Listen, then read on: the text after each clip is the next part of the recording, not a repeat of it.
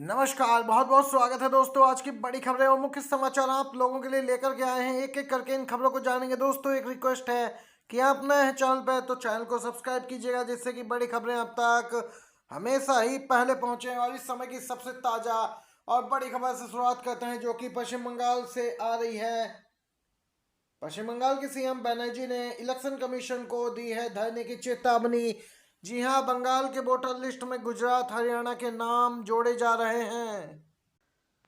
पश्चिम बंगाल की सीएम और TMC supremo Mamata Banerjee ने नेताजी इंडोर में अपनी बैठक में अगले वर्ष होने वाले चुनावों की घोषणा की। पार्टी नेता ने सिलसिलेवार बयानों में बीजेपी की आलोचना की और टीएमसी कार्यकर्ताओं को मतदाता सूची के बारे में चेतावनी दी। ममता बनर्जी ने भारत के चुनाव आयोग पर भी हमला बोला और आरोप लगाया कि चुनाव आयोग और कुछ अन्य संस्थाओं ने बंगाल में वोट हासिल करने के लिए अन्य राज्यों के लोगों के नाम बंगाल की मतदाता सूची में डाले हैं। दोस्तों, वोटर लिस्ट में खेला का दिल्ली और महाराष्ट्र जीती है बीजेपी, ये आरोप लगाया। ममता बनर्जी ने मंच से कई दस्तावेज निकालकर मतदाता सूचियों में गड़बड़ी का आरोप लगाया और कहा कि बीजेपी ने इसी प्रकार दिल्ली और महाराष्ट्र में भी जीत हासिल की है। उन्होंने कहा कि दिल्ली नहीं कर सका, महाराष्ट्र नहीं कर सका, हम बंगाल में पकड़ लेंगे और जवाब देंगे। मुख्य चुनाव आयुक्त का चुनाव अभी अभी हुआ, इसीलिए आरोप है कि बंगाली मतदाताओं की मतदाता पहचान पत्र संख्या में गुजरात हरियाणा के रहने वाले व्यक्तियों के नाम डाल दिए गए। यहाँ पे धरने की चेतावनी दी है पश्चिम बंगाल की सीएम ने। दिल्ली से अपडेट, राष्ट्रपति से मिलने जा रही आतिशी को 20 किलोमीटर पहले रोका। आम आदमी पार्टी बोली ये इमरजेंसी नहीं तो क्या है। दिल्ली विधानसभा से नेता विपक्ष आतिशी समेत 21 विधायकों के निलंबन का मुद्दा थमता नहीं दिख रहा। आज आतिशी ने राष्ट्रपति मुर्मू से मिलने का समय मांगा था। तय कार्यक्रम के अनुसार वह अपने निलंबित विधायकों को लेकर राष्ट्रपति भवन की ओर कूच भी कर चुकी, लेकिन 20 से 30 किलोमीटर पहले ही उन्हें रोक लिया गया। दिल्ली पुलिस और सीआरपीएफ की सुरक्षा के बीच आतिशी ने बीजेपी पर हमला करते हुए इसे इमरजेंसी की संज्ञा दी। उन्होंने कहा कि बीजेपी ने सत्ता के नशे में चूर हो गई है। दोस्तों, यहाँ पर देख सकते हैं चारों तरफ से सीआरपीएफ ने घेर लिया और यहाँ पर राष्ट्रपति से मिलना चाहती थी नेता विपक्ष आतिशी, लेकिन देख सकते हैं तानाशाही रवैया अपनाया गया और यहाँ पर लगातार बीजेपी पर हमलावर है आम आदमी पार्टी। बड़ी खबर दोस्तों निकल के आ रही है। एक ही ईपीआईसी नंबर पर बंगाल और बीजेपी शासित गुजरात हरियाणा में 611 वोटर। जी हां दोस्तों, आपको बताते चले पश्चिम बंगाल की वोटर लिस्ट में बाहरी घुसपैठियों की जांच के दौरान चौंकाने वाली जानकारी आई है। एक रिपोर्ट के मुताबिक दक्षिण बंगाल के मुर्शिदाबाद जिले की रानीनगर विधानसभा में दक्षिण दिनाजपुर की विधानसभा में ऐसे 611 वोटरों का पता चला है, जिनके फोटो वोटर आईडी नंबर बिल्कुल वही है जो गुजरात और हरियाणा में भी मौजूद है।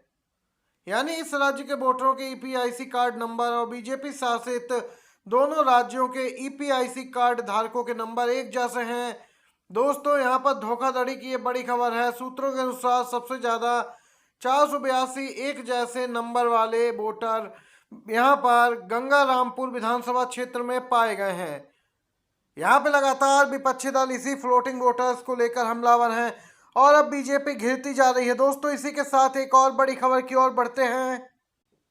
सुप्रीम कोर्ट के जस्टिस अभय एस ओका एक सुनवाई के दौरान कोर्ट रूम के भीतर ही वकील पर भड़क गए। जी हां, ऐसा तब हुआ जब कई वकील एक साथ बोलने लगे और अपनी अपनी दलीलें देनी शुरू कर दी। दोस्तों, कोर्ट का माहौल देखते हुए जस्टिस अभय एस ओका ने सभी वकीलों से शांत रहने को कहा और बारी बारी से दलीलें देने की बात कही, लेकिन फिर भी वकील हैं वह शांत नहीं हुए, जिस पर जस्टिस गुस्सा हो गए।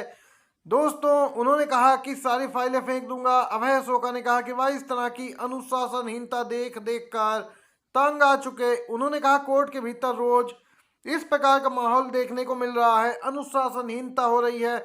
हम वकीलों से पूछते रहते हैं कि वे किसके लिए पेश हो रहे, लेकिन वकील कोई जवाब नहीं देते। उन्होंने गुस्से में कहा कि अगर कोर्ट के भीतर ऐसा ही माहौल रहा तो मैं सारी फाइलें फेंक दूंगा। अब एक नियम लागू होना चाहिए कि अगर एक ही समय वकील लगातार बहस करेंगे तो उनकी फाइलें फेंक देंगे।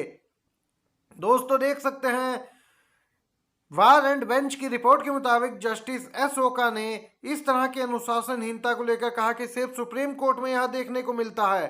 उन्होंने कहा कि वह बॉम्बे और कर्नाटक हाई कोर्ट में जज रह चुके, लेकिन वहां इस तरह कभी देखने को नहीं मिला। बड़ी खबर दोस्तों आ रही है, जी हां, इस समय की ताजा अपडेट। नीतीश कुमार के नेतृत्व में लड़ेंगे चुनाव, लेकिन बिहार सीएम फेस का चेहरा बीजेपी पार्लियामेंट्री बोर्ड तय करेगा, कहना है दिलीप जायसवाल का। जी हां, बीजेपी नेता हैं यहाँ पर। चुनाव भले ही नीतीश कुमार के नेतृत्व में लड़े बीजेपी बिहार में, लेकिन CM face BJP parliamentary board तय करेगा, ये स्पष्ट कह दिया गया है बीजेपी की तरफ से जेडीयू को। दोस्तों, प्रशांत किशोर पहले ही यहाँ पर ऐलान कर चुके हैं कि किसी भी हालत में जेडीयू का कोई भी उम्मीदवार नहीं जीतना चाहिए। लगातार यहाँ पर राजनीति में सक्रिय बने हैं प्रशांत किशोर। और वहीं बिहार चुनाव से पहले प्रशांत किशोर की सक्रियता ने किसी और की नहीं बल्कि जेडीयू सीएम नीतीश कुमार की पार्टी की मुश्किलें बढ़ा दी हैं। उन्होंने यहाँ पे ऐलान कर दिया है कि कोई भी जीते, लेकिन जेडीयू का प्रत्याशी नहीं जीतना चाहिए। दोस्तों, दूसरी तरफ तेजस्वी यादव भी हमलावर दिखाई दे रहे हैं। उन्होंने कहा कि जेडीयू पार्टी को भाजपा के लोग समाप्त करना चाहते हैं, क्योंकि जेडीयू में शीर्ष पदों पर बीजेपी के विश्वसनीय नेता यहां पर बैठ चुके हैं, उन्हें पद मिल चुका है और जल्द ही चुनाव बाद जेडीयू यहां पर समाप्त हो जाएगी, उसका विलय हो सकता है बीजेपी में। यहां पर दोस्तों तेजस्वी यादव का यह कहना है। इसी के साथ एक और बड़ी खबर जानते हैं। कांग्रेस पार्टी लगातार एक्टिव मूड में दिख रही है। एक के बाद एक चुनावी हार से कांग्रेस में बैठकों का दौर जारी है।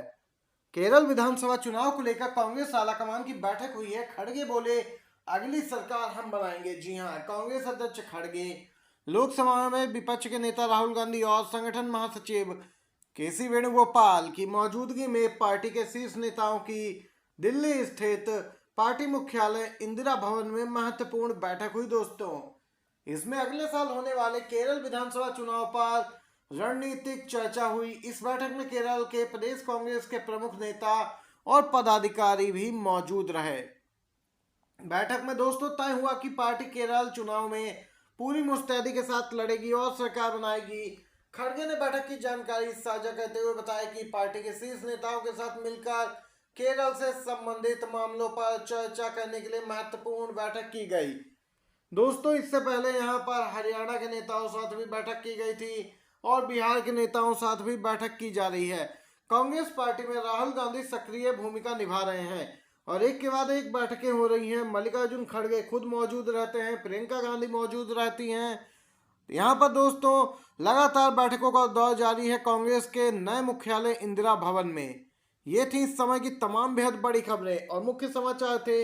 वीडियो अच्छा लगा हो दोस्तों तो एक लाइक एक शेयर जरूर कीजिएगा।